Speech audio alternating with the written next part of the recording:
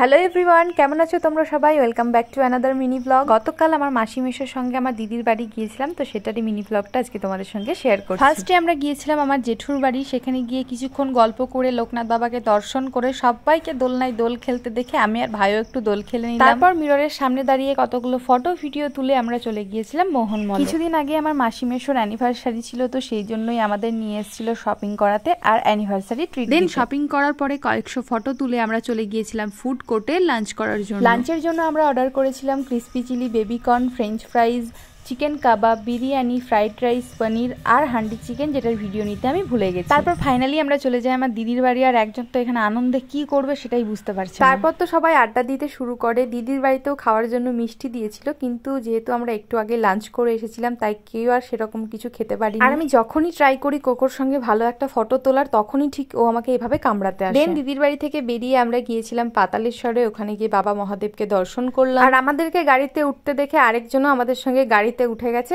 এই দেখো, দেখা হচ্ছে নেক্সট ভিডিওতে। টাটা।